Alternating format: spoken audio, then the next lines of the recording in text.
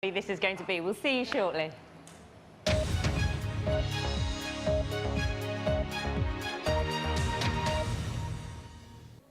Hello, good morning and welcome to the news in the Northwest. A new report warns that victims of crime are being let down by delays and long-standing poor performance from the region's Crown Courts. Last year, Lancashire had the lowest level of trials going ahead as scheduled in the country. Court cases in Manchester and Cumbria were also amongst the most commonly delayed, according to the Committee of Public Accounts. It says that support to witnesses and to victims varies greatly depending on where they live. There's a lot of delays in the system, a lot of confusion, and there's not enough support for victims. That's a real problem and something that the Ministry of Justice needs to address pretty sharply. The family of a teenager killed in Liverpool have issued fresh appeals for information about his murder. 17-year-old Kevin Wilson was shot at the junction of Smithdown Road and Holmes Street in February last year. He died in hospital a short while later. 13 people have been arrested in connection with his death. Police are urging anyone with information to come forward. The Prison Officers Association says its members at HMP Kennet in Maghull had no idea that the government was planning to close the prison. The Justice Secretary, Michael Gove, announced yesterday that the Category C jail would close next summer.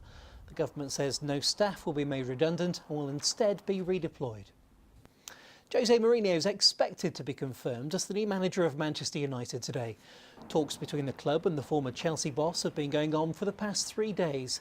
A deal's been agreed, but no contract's been signed yet, and there's still no news about the future of assistant Ryan Giggs. There was one match in Rugby League's Super League last night. Wigan ran in 5 tries and a 33-26 win at Castleford. It takes the Warriors level on points at the top of the table with leaders Hull.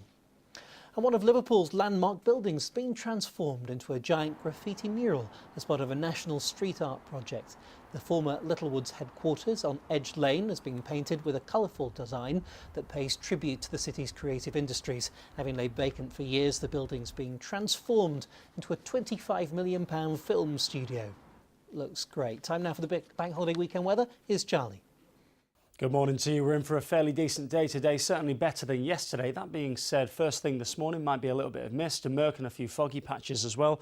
In behind that though, some sunshine around mixed up in there with some cloud. The foggy patch is not for everybody, it should be pointed out, but it should stay largely dry throughout the daytime. Just the risk of an isolated shower into the late part of this afternoon, but feeling much warmer than what it has done over the last few days. That then takes us through to tonight and into the early hours of the weekend, 3-day weekend at that. The temperatures overnight falling away to about 10 or 11 degrees Celsius for the vast majority in the northwest and on the Isle of Man, and then that sees you through into the weekend. And Saturday's not too bad, lots of cloud around, but occasionally that cloud will thin and break to allow for some brighter weather, some sunshine at times as well on a largely dry day on Saturday. Sunday even better with plenty of sunshine around, should even be largely dry as we go through the daytime on Bank Holiday Monday.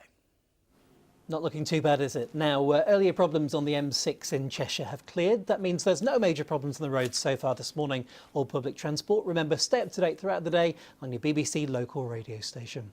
That's it from me for now. Until then, have a very good morning. We'll be back throughout the day. Goodbye.